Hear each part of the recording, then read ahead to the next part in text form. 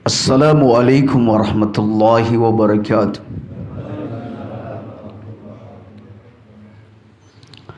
Innal hamdalillah nahmaduhu wa nasta'inuhu wa nastaghfiruh wa na'udzu billahi min sururi anfusina wa min sayyiati a'malina. May yahdihillahu fala mudilla lahu ومن يضلل فلا هادي له أشهد أن لا إله إلا الله وحده لا شريك له أشهد أن محمدا عبده ورسوله قال الله تعالى يا أيها الذين آمنوا اتقوا الله حق تقاته ولا تموتن إلا wa antum muslimun.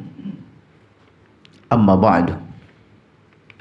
Alhamdulillah, atas nikmatnya kita kembali bertemu di majelis ilmu ini untuk melanjutkan mengkaji hadis-hadis Nabi SAW yang termaktub di dalam kitab Adabul Mufrad yang ditulis oleh Imam Al-Bukhari rahimahullahu ta'ala. Mudah-mudahan setelah ini kita mendapatkan banyak manfaat dan faedah dari hadis-hadis yang kita kaji bersama di pagi ini. Kita masih ada di dalam bab tentang kafarat bagi orang yang sakit. Hadis 493. An Abdurrahman bin Sa'id an abihi qala kuntu ma'a Salman wa ada maridan fi kindah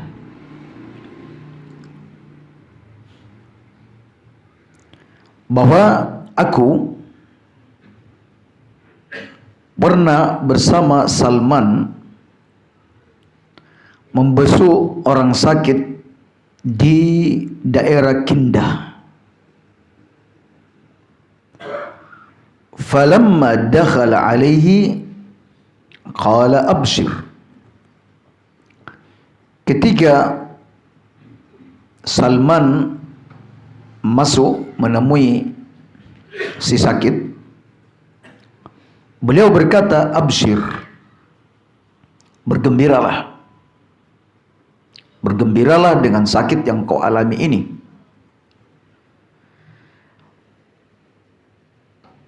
Fa in maradal mu'min, apabila atau karena sakitnya seorang mukmin itu, yaj'aluhu Allahu lahu kafaratan wa musta'tiban. Karena sakitnya seorang mukmin itu, Allah jadikan baginya sebagai kafarat, sebagai penebus dosa, dan musta'tiban sebagai peringatan untuk masa yang akan datang. Maksudnya, di samping sakit ini sebagai penebus dosa, juga sakit ini adalah peringatan untuk di masa yang akan datang, alias kita akan menjadikan sebagai pelajaran bahwa ternyata ketika kita sakit, kita tidak maksimal melakukan ibadah sebagaimana yang kita inginkan. Ya, ada banyak kebaikan-kebaikan yang terluput dari kita. Ya, ternyata masa sehat itu adalah masa yang amat berharga untuk melakukan amal kebaikan. Pesan itu setidaknya yang disampaikan Abdullah bin Umar ketika Nabi SAW memegang pundaknya Abdullah bin Umar dan berkata, kun fid dunya ka'annaka gharibun aw abiru sabil. Wahai Abdullah bin Umar, hiduplah engkau di dunia ini laksana orang asing atau seorang musafir. Atau kalau kita terjemahkan dalam versi yang lain, hiduplah di dunia ini seperti seorang yang asing atau bahkan lebih dari itu, seperti musafir. Atau bahkan lebih dari itu, yaitu menjadi seperti seorang musafir. Kalau orang yang asing masuk di sebuah kampung dan dia asing di dalamnya, tentu dia tidak akan menonjolkan diri di kampung itu. Biasanya orang asing seperti itu. Dia tidak akan menonjolkan diri, baik di perkumpulan-perkumpulan, ya, atau di tempat-tempat yang lain. Yang kedua, tentu dia tidak terlalu banyak berinteraksi dengan orang karena dia asing di kampung tersebut. Nah, itu ciri khasnya orang asing. Tetapi biasanya orang asing, kalau dia merasa nyaman dengan tempat itu, dia akan menetap di tempat tersebut. Masih ada kemungkinan, semisal seorang pelajar kuliah di Jember misalnya, ya, dia ternyata mendapati bahwa Jember ini kondusif untuk urusan akhirat dan untuk urusan dunia, wes tinggal aja sekalian menikah dengan penduduk setempat, selesai. Jadi asing menjadi tidak asing. Tapi kalau levelnya dijadikan sebagai seorang musafir, ya, musafir alias berarti dia hanya sekedar melintas. Ya, kalau dia hanya sekedar melintas di sebuah negeri, tentu tidak ada keinginannya untuk memakmurkan atau untuk mendirikan rumah di tempat tersebut. Wong cuma sekedar melintas, ya. Jadi, dan juga tidak ada keinginan untuk terlalu banyak mengenal orang-orang di situ. Ya, nggak sempat karena hanya sekedar melintas. Oleh karena itu, kata Nabi, hiduplah di dunia itu seperti orang asing atau lebih dari itu, seperti seorang yang musafir. Orang kalau menstatuskan diri, memposisikan dirinya hidup di dunia seperti musafir, sudah, ya, dia tidak terlalu rakus dengan urusan dunia dan lebih memikirkan untuk perjalanan berikutnya. Ya, mungkin dia sudah buka GPS, ya, buka ini kemana nanti setelah ini, apa yang dilewati, bekal apa yang harus dibawa, hingga bisa sampai pada tujuan. Baik kaum muslimin. Nah, setelah itu apa kata Abdullah bin Umar? Idza asbahta fala tantadhiril masa wa idza amsayta fala tantadhiris sabah. Jika engkau berada di waktu sore, tidak perlu menunda datang waktu pagi. Sebaliknya, jika engkau berada di waktu pagi, tidak perlu menunda datangnya waktu sore. Alias pangkas angan-angan.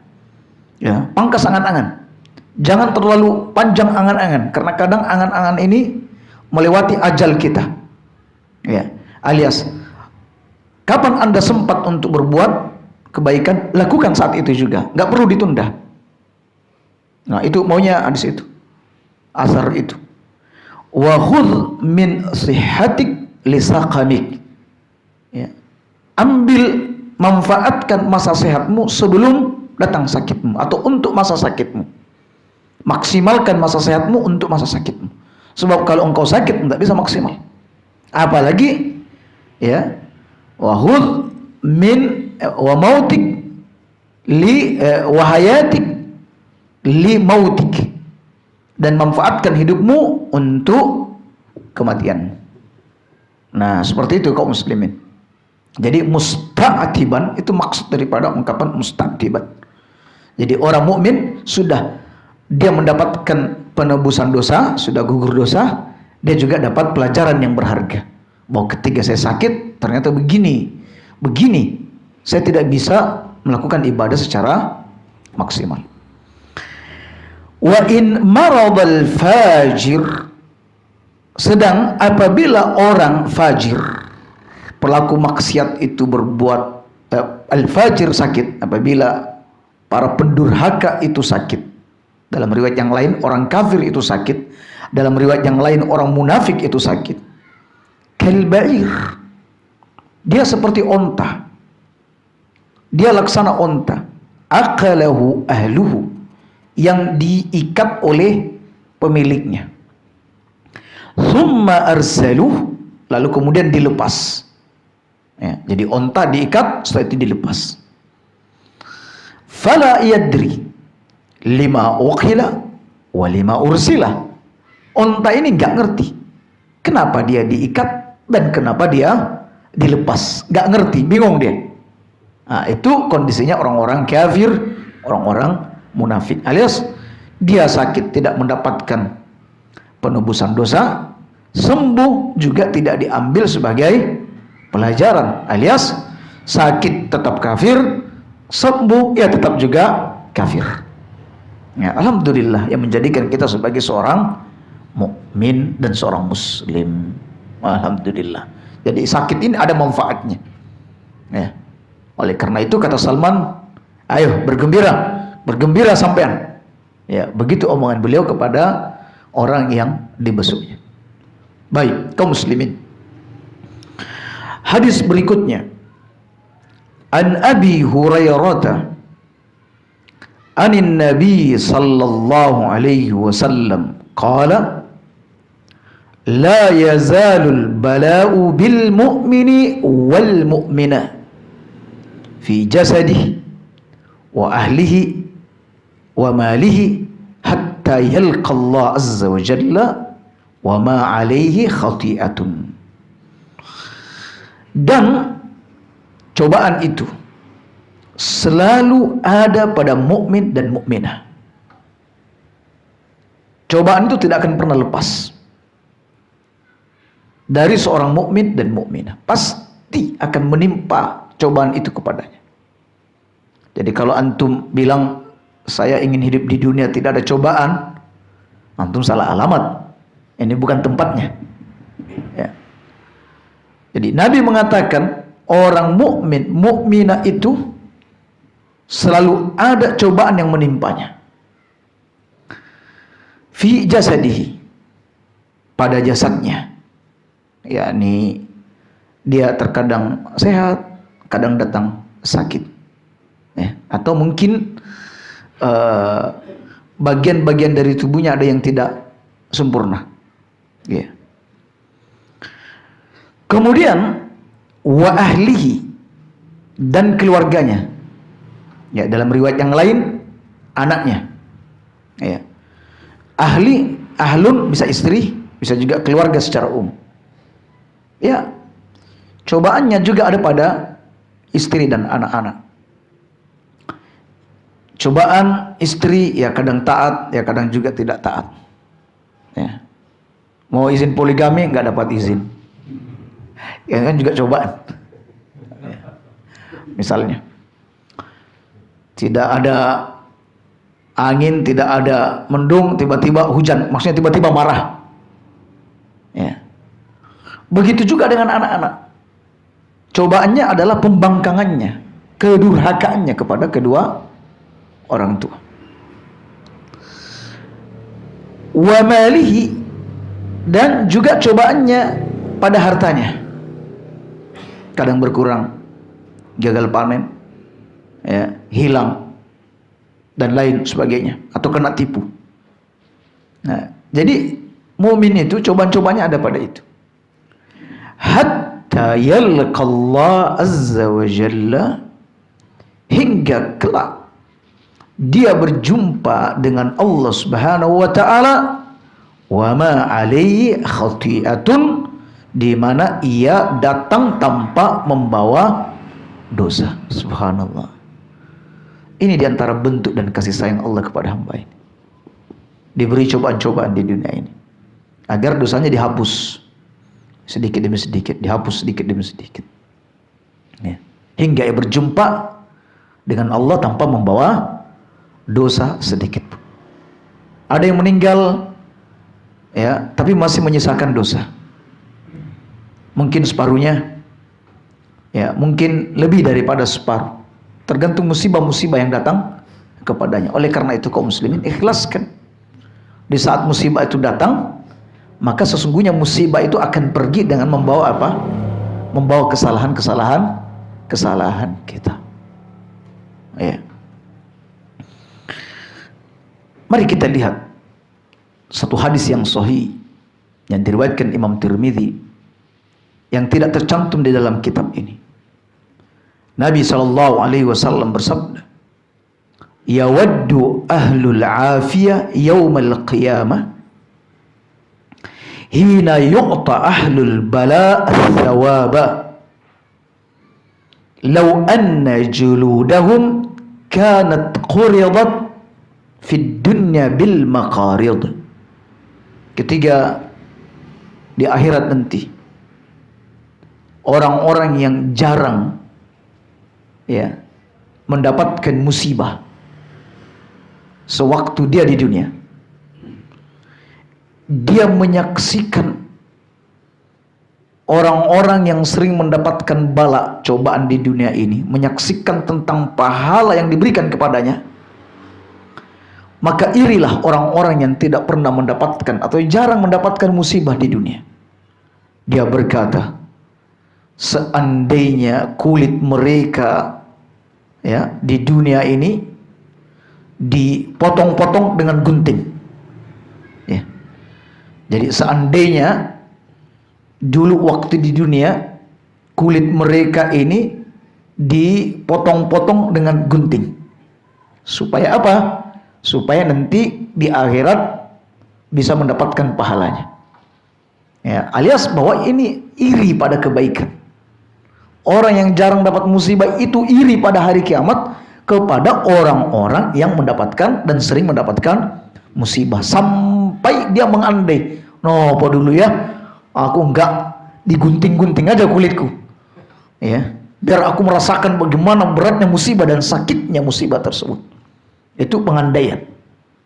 Artinya bahwa ternyata wahai kalian yang ditimpa musibah pada hartanya atau pada jasadnya atau pada keluarganya, sesungguhnya kelak jika Anda menghadapi itu dengan sabar, pada hari kiamat nanti orang-orang yang tidak kena musibah begitu iri kepada Anda. Iri. Aduh, andai aku juga dapat musibah seperti itu dulu sewaktu di dunia. Bahkan minta kulitnya digunting-gunting.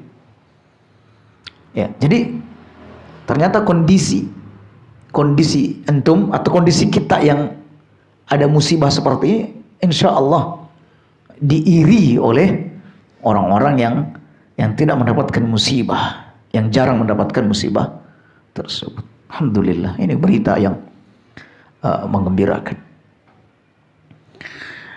Baik, hadis berikutnya.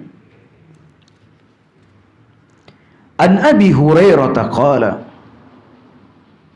jaa a'rabiyyun faqala an-nabiy sallallahu alaihi wasallam hal ahazatka ummu mildam. Pernah datang seorang Arabi, seorang Arab Badui kepada Nabi sallallahu alaihi wasallam. Nabi bertanya kepadanya. Arab Badui ini adalah orang yang tidak tersentuh dengan pendidikan yang baik, juga tentang sopan santun, karena dia hidup berpindah-pindah jauh di pedalaman. Sehingga Nabi SAW memperingatkan kepada para sahabatnya untuk tidak hidup di wilayah-wilayah seperti itu. Makanya Nabi selalunya hidup di perkotaan, di Mekah, kemudian di Madinah, dan Nabi tidak pernah memilih untuk bersepi diri, masuk ke pelosok, menghindari orang-orang dan tidak mau berinteraksi dengan orang-orang. Tidak. Nah, pernah ada orang Badui datang menemui Nabi SAW.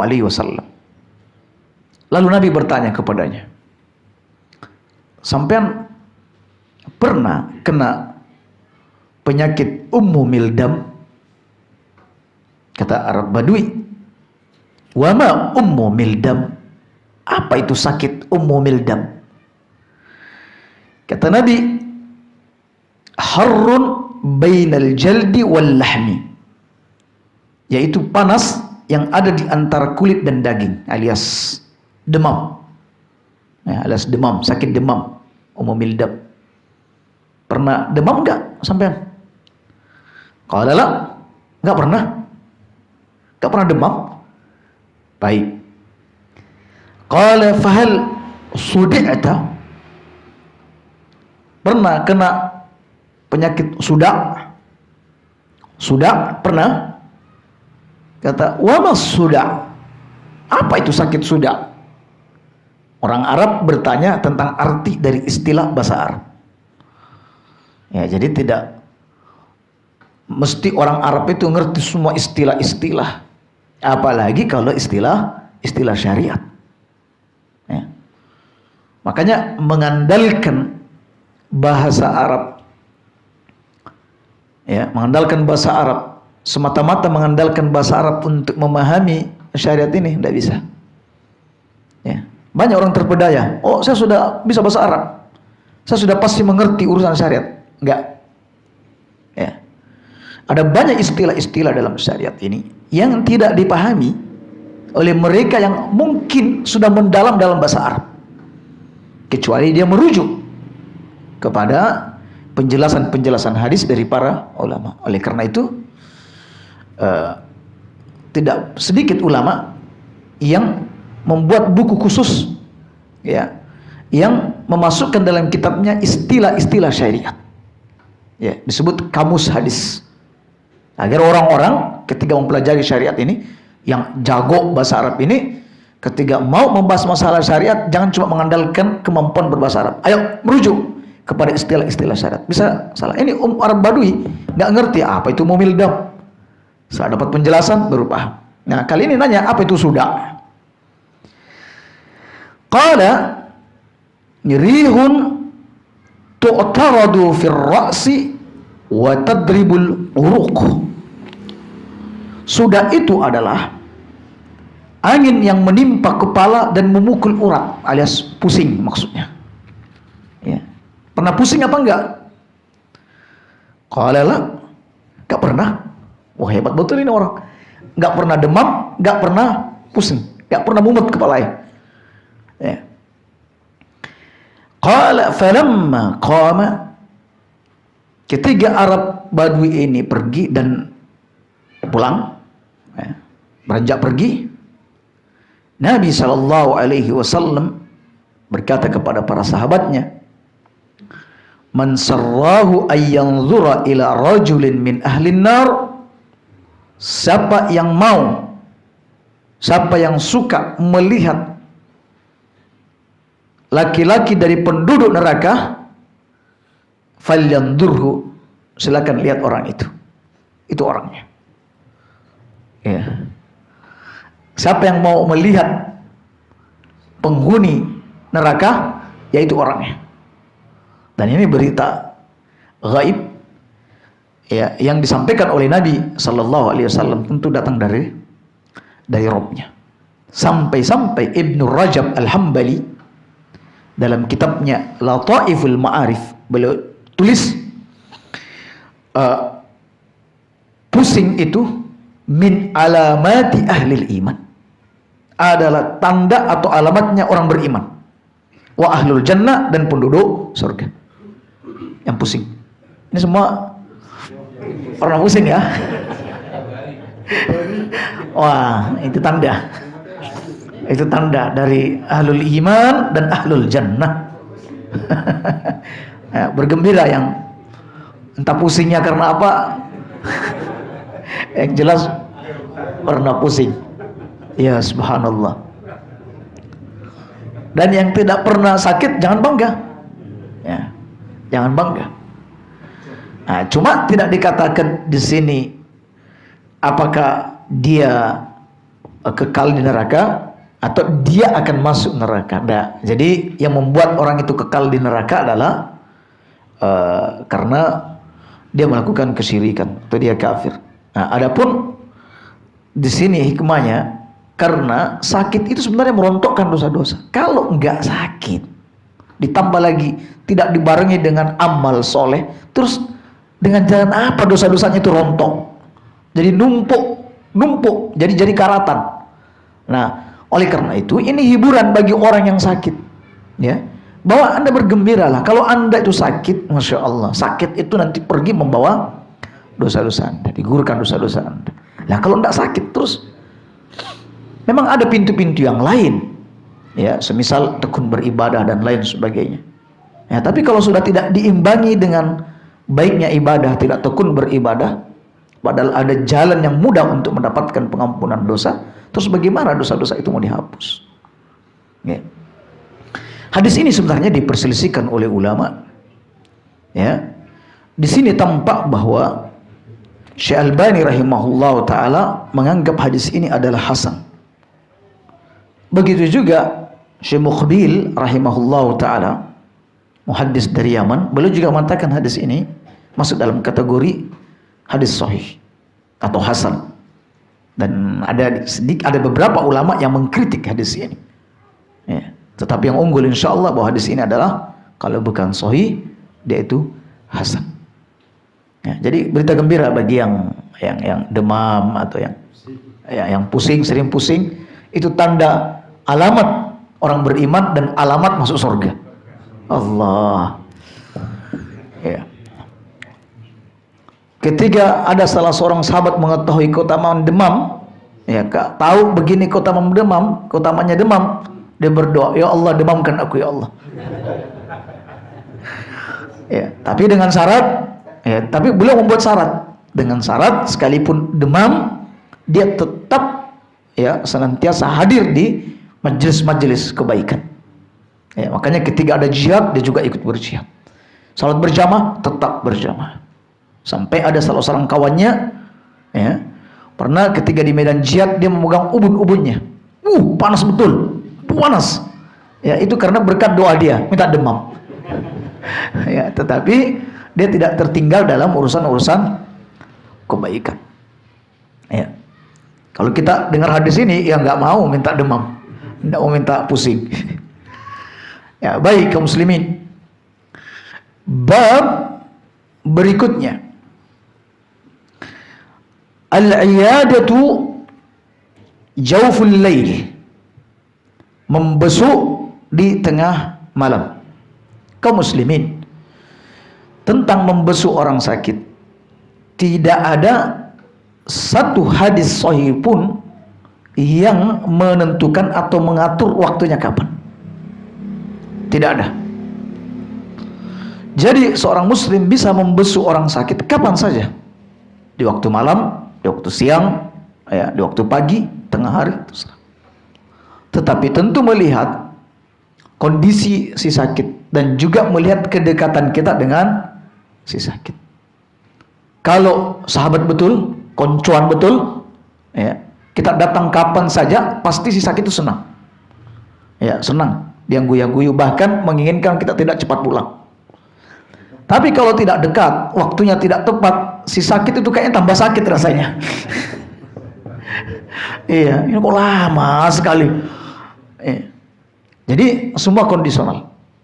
Makanya di sini dibuat bab khusus membesuk di tengah malam. Ini tengah malam. Ya. An Khalid bin Rabi qala lamma thaqula Hudzaifah sami'a dzalika rahtuhu wal ansar. Ketika Hudzaifah bin Yaman sakit, hal itu terdengar oleh sukunya dan terdengar oleh orang-orang Ansar. Fa'atauhu fi jawfil laili aw 'inda as-subhi. Maka mereka pun datang membesuknya di tengah malam atau dekat subuh. Qala ayyu sa'atin hadhihi? Kata Hudzaifah, ini jam berapa sekarang? Ya, jam berapa sekarang?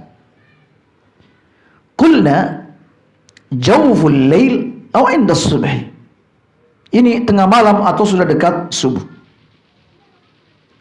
Qala, kata Hudzaifah, a'udzu billah min sabahin nar. Aku berlindung kepada Allah dari paginya neraka. Ya, yakni aku berlindung kepada Allah mati di malam ini, paginya sudah disambut dengan panasnya api neraka. Thumma qala ji'tum bima ukaffanu bih.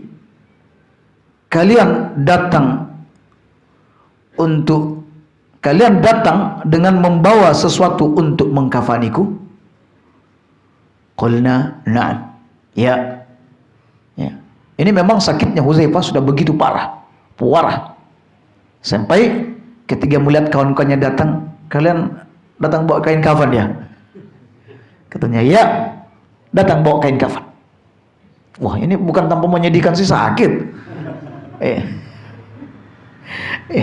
Ini tentu menyedihkan si sakit. Loh, kok datang bawa kain kafan itu, Pi? Ya. Kemudian beliau berkata, la taghalu bil akfan. Jangan berlebih-lebihan dalam kain kafan. Ya, alias beliau minta untuk kain kafan ini sesuaikan dengan sunnah Nabi Sallallahu Alaihi Wasallam. Nabi kita dikafani dengan tiga kain kafan. Ya. Tidak berlebih-lebihan, tetapi cukup sekedar untuk menutupi tubuh mayit. Kata Hudzaifah, fa innahu iyyakun li 'indallahi khairun budiltu bihi khairan minnu. Sebab jika aku ini punya kebaikan di sisi Allah, maka kain kafan itu akan segera diganti dengan yang lebih baik oleh Allah Subhanahu wa taala. Jika aku ini ternyata orang soleh. Okay. Wa in kanatil ukhra, jika ternyata aku selain itu, alias tidak datang membawa kebaikan, sulibat salaban sari'an, maka kain kafan tersebut akan diusangkan secepat mungkin, alias kain itu akan usang dan segera menjadi tanah. Jadi nggak usah diapi-api, no. Sedang-sedang saja, sekedar bisa menutupi sekujur tubuh. Kalau kain kafan itu tidak begitu bagus tapi amalku bagus, langsung digantikan yang lebih baik oleh Allah Subhanahu wa taala. Tapi kalau ternyata aku ini buruk, ya langsung kain kafan itu juga segera usang, dimakan oleh tanah, segera akan menjadi tanah. Masya Allah, ini pikiran yang cerdas. Nah, oleh karena itu kita katakan tidak ada faedahnya kuburan yang baik, ya, sampai dikijing, ya, dikijing, dikasih marmor, ditulis nama, dikasih penerangan, gak ada manfaatnya. Kalau hamba ini soleh, maka Allah akan menyediakan tempat yang lebih baik dari itu, ya. Kalau tidak soleh, tanah itu akan menjadi himpitan bagi dia, walaupun Anda menghiasnya dengan hiasan yang baik, enggak faedah, ya. Jadi butuh amal-amal soleh untuk berjumpa dengan Allah Subhanahu wa taala. Ya. Apalagi amal-amal soleh ini dapat sanjungan, ya, dan kita tidak mengharapkan sanjungan dari orang. Amal soleh ini mendapat sanjungan dari orang, ternyata orang menyanjung kita dengan itu. Ya Allah, kebaikannya akan semakin bertambah. Makanya Anas bin Malik berkata, saat kami duduk bersama Nabi, ada jenazah yang sedang diusung. Ya. Lalu para sahabat memuji dan menyanjung jenazah tersebut. Orang apik, kuy. Masya Allah, orang apik, cepat meninggalnya, bla bla bla bla.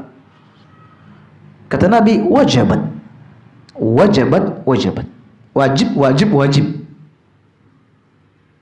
Gak lama kemudian melintas jenazah berikutnya, dirasani keburukannya. Kata Nabi, wajib.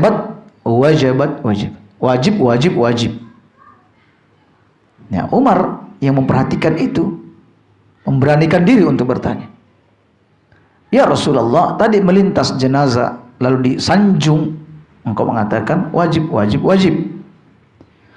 Melintas jenazah berikutnya disebut-sebut keburukannya, Anda bilang wajib.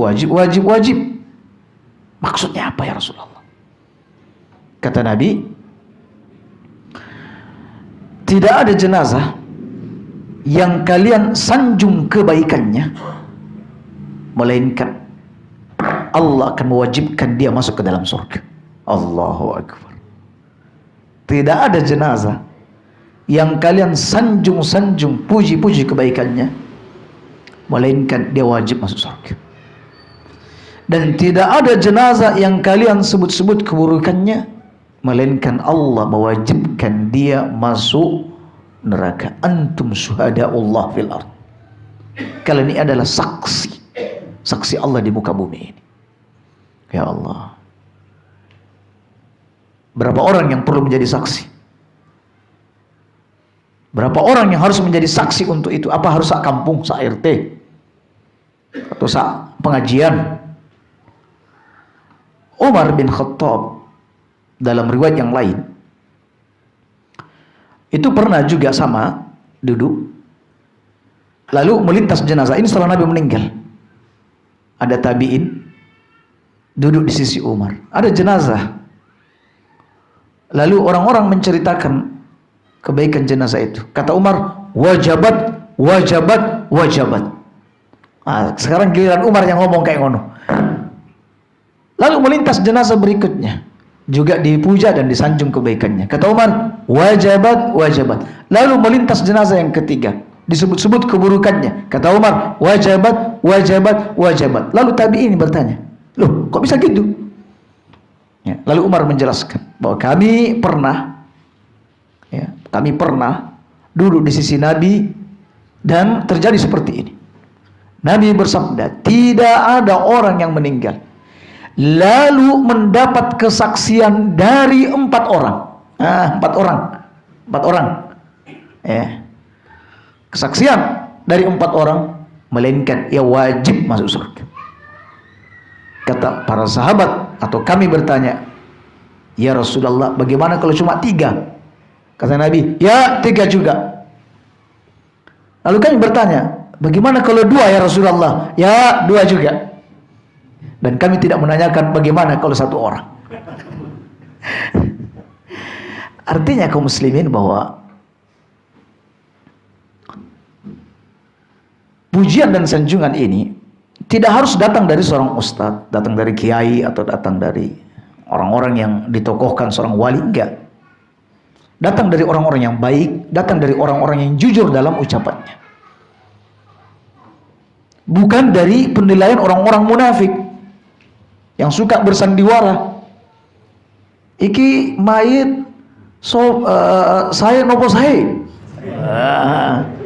Orang-orang kadang bersandiwara padahal dia tuh orang buruk. Oh, saya setelah pulang diceritakan, oh saya opo. Ya. Bukan, jadi pujian ini datang dari orang yang jujur. Ya.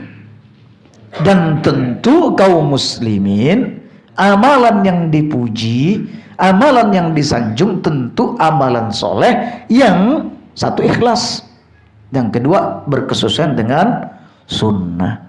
Lah kalau amal soleh yang dipuji itu ternyata adalah riya selama ini, ya enggak hasil, enggak akan memasukkan ke dalam surga. Ya, jadi kenyataannya sebenarnya itu hanyalah untuk mendapat sanjungan. Betul, dia mendapatkan sanjungan itu, tetapi hakikatnya Allah yang tahu itu adalah riya, maka enggak mempan. Atau yang disanjung itu adalah amalan-amalan kemaksiatan. Waduh, rek nggak ada lagi yang nraktir rokok ini. Wapi sekali dia tuh. Kalau beli rokok bagi-bagi, misalnya. Yang seperti ini nggak termasuk, oh ya, tidak termasuk. Jadi amalan-amalan bid'ah. Ya. Waduh, kita dulu sering ditraktir kalau ke kuburan, ya, datang ke wali ini minta itu, dia yang selalu memfasilitasi, disanjung-sanjung. Ini juga nggak berfaedah. Jadi yang dimaksud di sini adalah amalan-amalan yang berkesesuaian dengan syariat. Oleh karena itu kaum muslimin, kita dituntut untuk melakukan kebaikan, baik hubungan kita dengan Allah dan hubungan kita dengan sesama. Ya, minimal lah anak istri yang menyanjung kita di saat kita meninggal dunia. Saat kita meninggal, istri bilang, ya Allah, aku ridho, ya, aku ridho dengan perlakuan suamiku selama ini. Wapi dalam ini, tidak kasar, tidak pernah maki-maki. Wapi suamiku, mudah-mudahan Allah menggantikan lebih baik dari dia. Misalnya. Tapi itu sanjungan, pujian. Anak-anak juga sama. Dia kehilangan besar. sosok seorang ayah yang baik, yang perhatian, ya, yang mau berkorban untuk pendidikan anak-anaknya, luar biasa. Bukan teringat yang kasarnya, suka mukulnya dan lain sebagainya. Hati-hati kaum muslimin. Antum meninggal, setelah antum meninggal, istri dan anak-anak merasa rehat dengan itu, merasa beristirahat dengan kepergian antum. Katanya, alhamdulillah ya, setelah meninggalnya ayah kita agak bebas sedikit. Jangan sampai seperti itu kaum muslimin. Ya. Dengan tetangga berbaik-baiklah, ya, karena mereka lah yang suatu waktu akan memuji atau bahkan mungkin memaki kita setelah kita meninggal dunia. Ya. Baik, jadi seperti itu ungkapan daripada Hudzaifah. Dalam catatan kaki 496, hadis ini dinyatakan tidak sahih. Ya. Tapi walaupun tidak sahih, maknanya benar. Alias boleh membesuk orang sakit kapan saja, diperbolehkan. Yang kedua, tentang kain kafan, tidak boleh berlebihan dalam urusan kain kafan. Ya. Dan ungkapan bahwa jika nanti ternyata amalku ini baik di sisi Allah, maka akan digantikan yang lebih baik, itu pasti. Itu pasti. Ya.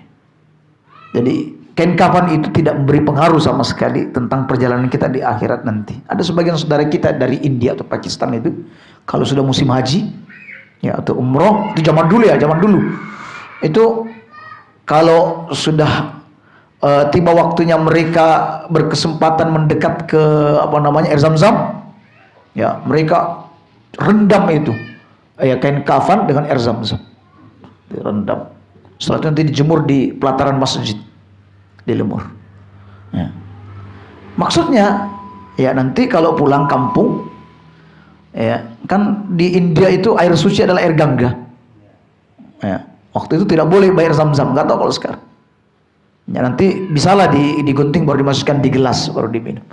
Dan selebihnya nanti digunakan sebagai kain kafan. Mereka menganggap bahwa kain kafan yang dilumuri dengan air Zam-Zam ini bisa menyelamatkan mereka dari siksa kubur. Itu tidak benar. Yang menyelamatkan kita adalah amal-amal saleh kita. Baik. Kemudian kaum muslimin, dari Aisyah radhiyallahu anha, anin Nabi sallallahu alaihi wasallam qala, idza ishtaka al-mu'minu, apabila seorang mukmin itu sakit, akhlasahu Allah, maka Allah akan membersihkannya, kama yukhlisul kiru khubzal hadid, sebagaimana Allah akan bersihkannya dari dosa-dosa sebagaimana ubub membersihkan karat besi. Ubub itu alat pengembus api yang biasa digunakan oleh pandai besi. Jadi kalau untuk menghilangkan karatnya pakai itu, hilang, ya, karat-karatan itu hilang. Nah, begitulah orang kalau terkena sakit, maka ketika ia sakit, maka dosa-dosanya juga akan dihapus oleh Allah Subhanahu wa taala. Dan tampaknya hadis ini sudah pernah kita bahas di pembahasan tentang kafarat bagi orang sakit. Di sini judulnya membesuk tengah malam, tapi entah ini apa kaitannya dengan judul. Karena di sini tidak ada penyebutan tentang tengah malam. Hadis berikutnya dari Aisyah radhiyallahu anha, anin Nabi sallallahu alaihi wasallam qala, ma min muslimin yusabu bi musibatin waja'in aw maradin. Tidak ada seorang muslim pun yang ditimpa musibah, baik itu sakit, ya, apakah itu sakit, illa kana kaffarata dhunubihi hatta syaukati yusakuha awin nakbah, ya, kecuali itu akan menjadi kafarat, penebus bagi dosa-dosanya, hingga musibah itu berupa duri yang tertancap padanya atau satu bencana apapun yang menimpa. Ya, alhamdulillah kaum muslimin. Jadi sekecil apapun musibah itu, sampai digambarkan walaupun duri yang nusuk mungkin 1 senti, setengah senti, atau cuma berapa, ya, cuma numpang dikit, Anda merasa kesakitan, saat itulah Allah juga akan menggugurkan dosa-dosa Anda. Apalagi kurangnya kaum muslimin. Ya. Makanya Nabi menyebutkan orang mukmin itu segala kondisinya baik. Semua urusannya baik. Kalau dapat hal yang menyenangkan lalu bersyukur, baik, pasti akan ditambah kenikmatan tersebut dengan nikmat yang baru. Kalau kena musibah, hal-hal yang tidak menyenangkan, lalu dia bersabar, maka itu baik baginya juga, karena itu akan menghapuskan dosa dia. Alhamdulillah, menjadikan kita sebagai seorang muslim dan seorang mukmin. Ya, oleh karena itu kita ini hanya ada di antara dua perkara. Kalau bukan syukur, ya sabar. Alhamdulillah. Baik kaum muslimin, hadis yang terakhir. An Aisyah binti Sa'adin, ya, putrinya Sa'ad bin Abi Waqqas. Kata Aisyah, anna abaha qala, ayahku bercerita, istakaitu bi Makkah syakwa syadidah.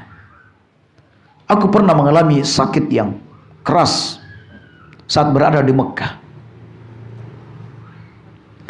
Faja'an Nabiyyu sallallahu alaihi wasallam ya'uduni. Nabi lantas membesukku. Jadi Nabi itu adalah diantara hamba Allah yang rajin membesuk orang sakit. Tidak hanya sahabat dekat, bahkan orang yang jauh dari pun beliau juga besuk. Tidak orang kaya, orang miskin pun juga dibesuk. Tidak hanya orang muslim, non muslim pun juga dibesuk. Subhanallah. Ya.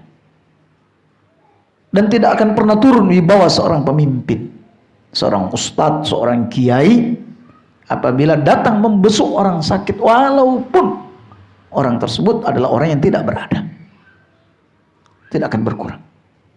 Ya. Justru akan semakin bertambah kemuliaannya. Makanya Nabi SAW dalam urusan seperti ini banyak mencontohkan kepada kita tentang kesederhanaan hidup, tentang bagaimana kita berbaik dengan orang lain. Sampai Nabi pernah mengumumkan kepada khalayak ramai, apabila aku diundang untuk menyantap paha, yakni paha kambing, atau hidangannya adalah kurok, kikil kambing, ya, apabila aku diundang untuk menyantap paha atau menyantap kikil, pasti aku datangi. Nabi sudah umumkan, tidak usah khawatir, apapun masakan kalian undang, pasti tak datang. Dan apabila aku diberi hadiah paha dan diberi hadiah kikil, pasti tak terima. Nah, oleh karena itu yang miskin-miskin juga senang tahu ada pengumuman seperti ini. Jadi tidak hanya melihat orang-orang kaya bolak-balik masuk rumah Nabi, enggak, orang miskin juga punya hak yang sama. Wah, ini pemimpin yang luar biasa. Jadi sudah diiklankan, sudah menerima hadiah apapun. Ya, baik. Beliau datang membesuk Sa'ad. Faqultu ya Rasulullah inni atruku malan. Ya Rasulullah, aku meninggalkan banyak harta. Ya. Dalam riwayat yang lain meninggalkan banyak harta yang banyak, harta yang melimpah. Menunjukkan bahwa seorang muslim tidak mengapa menjadi seorang miliarder, ya, jadi seorang jutawan, tidak mengapa, ya, asalkan dia ada dalam kesolehannya.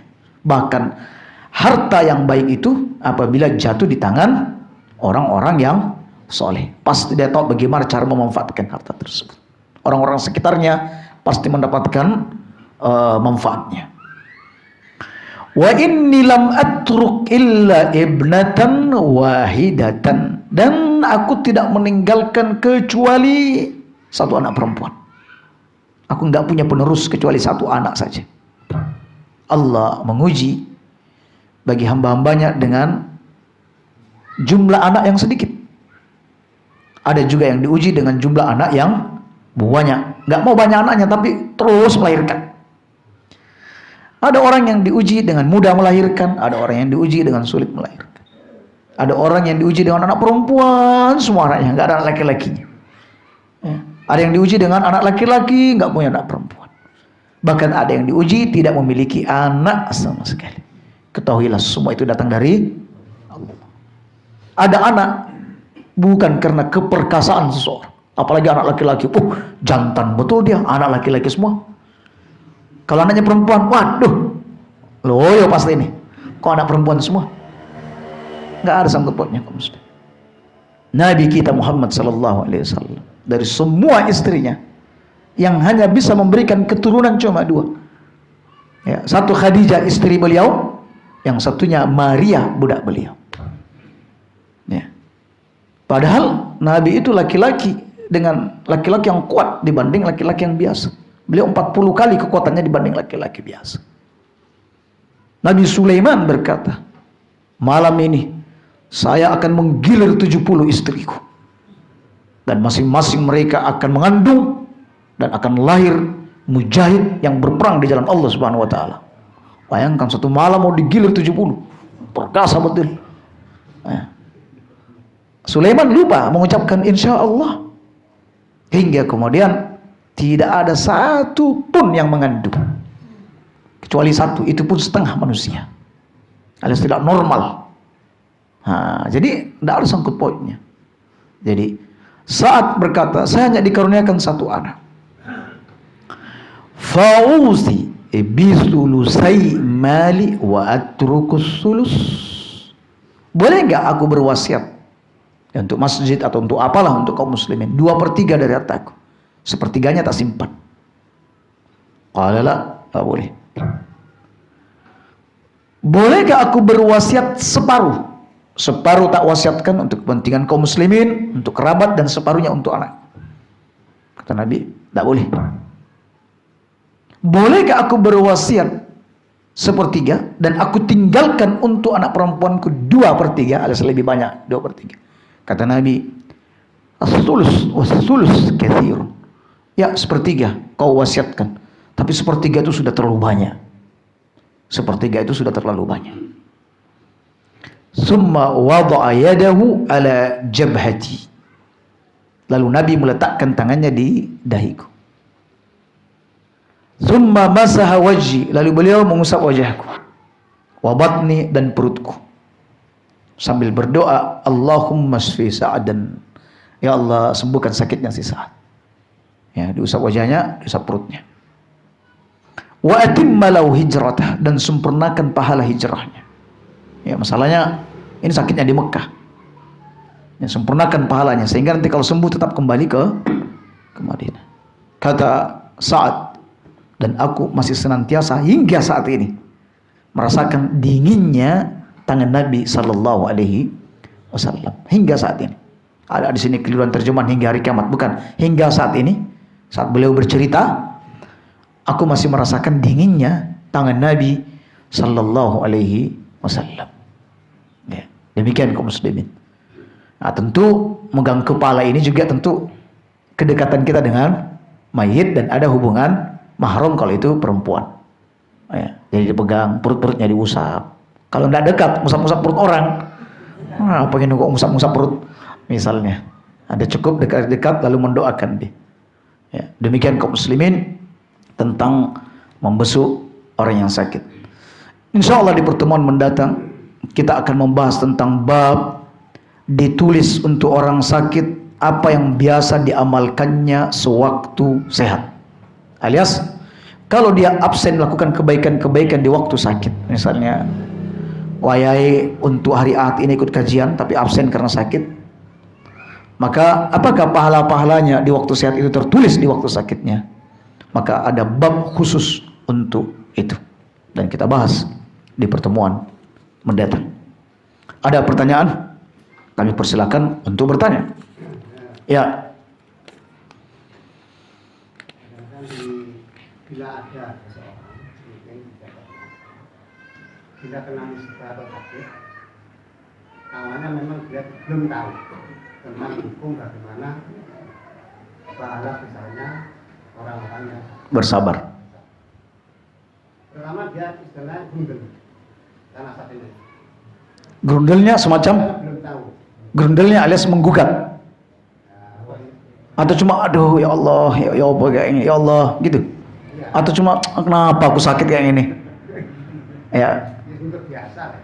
ya baik. Tapi ya udah tahu mungkin beliau udah tahu, bang udah biasa karena ya iman naik turunnya itu. Ya, Setelah itu terus kayak kelasnya semakin kuat karena sudah semakin terus digeleng seperti ini tadi ya. ya baik. Kayaknya semakin kuat. Nah, itu bagaimana tuh caranya? Untuk kesabaran ini kaum muslimin ada di musibah pertama. Ada pada pukulan yang pertama. Alias ketika musibah itu pertama datang, setelah itu gerendel kata jenengan, oh mau kanan kiri sudah enggak laksan, dia tidak menerima musibah ini. Tapi kalau cuma bilang aduh ya Allah, masalah ya Allah misalnya. Tapi gerendel itu sudah kesannya tidak nerima ya. Kalau gerendel itu ya, dalam bahasa Jawa gitu. Ya. Nah, tentu ia sudah luput dari kebaikan tersebut. Tetapi setelah dia dengar kajian ini, nanti kalau ada peristiwa baru, dia sudah bisa menghadapi dengan baik. Alias dia terluput, tetapi itu tadi musta'taban, dia dapat pelajaran. Oh ternyata kalau kita dapat musibah dihadapi dengan sabar, kita akan mendapatkan kebaikan dan pengampunan dosa. Jadi kami hendak memberikan garis atas tentang makna sabar itu kaum muslimin. Sabar itu ya dilihat dari lisan dan dari tingkah laku perbuatan kita. Dari lisan, mulutnya itu tidak menggugat, tidak protes ya dengan apa yang Allah takdirkan untuknya. Nggak ngomong aduh kenapa aku yang kena, kenapa bukan yang itu, wong aku ini soleh kok misalnya, kenapa lagi ada cobaan kayak gini. Jadi tidak keluar ungkapan-ungkapan yang tidak disukai oleh Allah Subhanahu Wa Taala. Adapun perbuatan, dia tidak menampar-nampar pipi, menjambak rambutnya, mukul-mukul dadanya, atau perbuatan-perbuatan yang tampak dia tidak ridho, ikhlas dengan perbuatan tersebut. Nah kalau ini bisa dihindari, maka dia masuk dalam kategori sabar. Atau mungkin hatinya merasa berat, tetapi selagi tidak diucapkan di lisan, tidak dibuktikan dengan perbuatan, maka dia masih masuk dalam kategori sabar. Demikian. Ayo. Ya. Dari pertanyaan Bapak terkait gerundul tadi, enggak ada ungkapan-ungkapan, kan sudah dijenguk saudara dan sahabatnya. Ya. Lalu keluar ungkapan sudah pahalanya buat kamu saja, kan gitu. Oh iya. Apakah hal semacam itu bisa terjatuh pada istiza? Ya baik. Ya. Ada orang mengucapkan kalimat seperti itu saking tidak bisa menahan rasa. Ya, sebagaimana Nabi pernah menasihati seorang wanita, bertakwalah kepada Allah, bersabar bu. Kata dia, iya, sampean belum kena musibah kayak sana, ngalih. Ternyata itu Nabi. Alias bahwa ketika dia mengucapkan itu dalam kondisi yang marah, yang tidak bisa mengendalikan dirinya, maka dia tidak bisa masuk dalam kategori istihza. Ya. Tetapi sekali lagi dia ini sudah kehilangan pahala dari perbuatannya tersebut. Perlu diingatkan kembali bahwa apa yang Anda lakukan ya, itu adalah keliru dan salah. Ya. Baik. Soal anak punya orang tua perempuan. Orang tua anak sudah sepuh dan pikun. Jika saya pergi kemana-mana, saya berbohong. Kalau enggak gitu, orang tua saya marah-marah. Bagaimana hukumnya, Ustaz? Ini orang pikun, yang sudah pikun ya. Ada terakhir kata pikun. Pikun itu walaupun Anda berbuat baik kepadanya, mungkin dia juga akan mencelanya. Ya, Anda sudah beri makan pagi, cerita ke tetangga, wah aku loh belum diberi makan. Ya, alias untuk orang yang sudah pikun, kewajiban anak adalah berbuat baik kepada dia. Ya, jadi dia bisa mengatur kehidupan dia seperti apa yang sesuai dengan maslahat dia. Ya. Tetapi karena ingin menghindari marah orang tua, walaupun sudah pikun tapi marahnya masih kencang, ya bahkan tidak enak didengar tetangga, maka ya kalau bisa Anda jangan berbohong lah.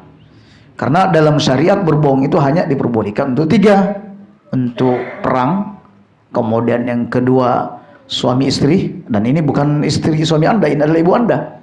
Dan yang ketiga untuk mendamaikan orang yang bertikai. Yang Anda boleh adalah at-ta'rid, alias menggunakan kalimat bersayap yang dipahami oleh ibu berbeda dengan apa yang Anda inginkan. Ya, yang Anda inginkan. Jadi bisa menggunakan kalimat-kalimat yang mungkin ibu mengerti, ya, yang padahal Anda memaksudkan yang lain. Ya. Bu, tak keluar dulu, ada keperluan sebentar. Oh iya, ternyata pergi kajian, dan kajian itu adalah sebuah keperluan. Ya. Atau Bu, tak keluar dulu, mau beli beras. Ternyata kajian dulu, setelah itu beli beras. Ya, alias cari kalimat-kalimat yang tidak berdusta tetapi itu bersayap. Ya, sebagaimana ada seorang alim di majelis dia ada seorang penuntut ilmu, lalu orang tuanya bertanya, "Oi, ada nggak anak saya di situ?" Ya. "Oh, maaf, nggak ada di sini." Sambil tangannya gini, "Maaf, nggak ada di sini." Maksudnya nggak ada di telapak tangan dia. "Oh ya wes, ya pergi." Itu namanya ta'rid. Tapi kita juga tidak sering-sering menggunakan hal tersebut, khawatir orang akan mencap kita sebagai seorang pembohong. Tetapi kita tidak ingin berbohong, karena berbohong hanya dibolehkan dalam 3 hal. Demikian. Ada orang mau naik pangkat, ya, dia di kepolisian, dia mau dilantik, tapi syaratnya harus potong jenggot, karena jenggotnya terlalu panjang. Katanya gimana? Ya katakan saja Anda lagi sakit. Loh, aku nggak sakit. Ya maksudnya sakit hati, disuruh potong jenggot. Oh iya ya wes. Akhirnya kirim surat ke atasan, saya lagi sakit. Nah seperti itu insya Allah.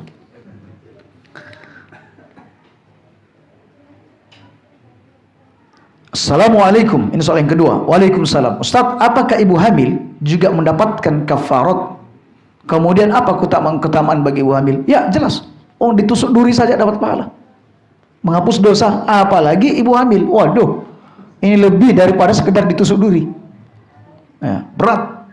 Nah ini juga kafarat, ya, ini kan menghapus kesalahan dia. Tentang adakah hadis-hadis tentang keutamaan bagi ibu hamil, Allahu a'lam, kami belum tahu tentang hadis-hadis keutamaan ibu yang hamil. Dan bagi pasangan suami istri yang belum mendapatkan keturunan, ya,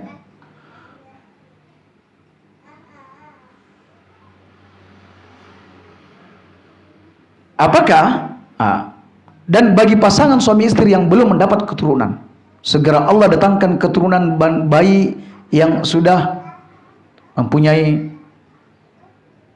maupun yang masih hamil, semoga dikaruniai anak-anak. Mungkin dia ingin mendoakan ini. Jadi yang belum punya anak, semoga diberi keturunan oleh Allah Subhanahu Wa Taala.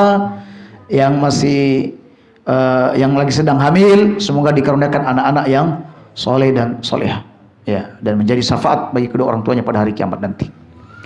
Demikian kaum muslimin, kita cukupkan kajian kita sampai di sini. Subhanakallah wa bihamdik, asyhadu an la ilaha illa anta astaghfiruka wa atubu ilaik. Assalamualaikum warahmatullahi wabarakatuh.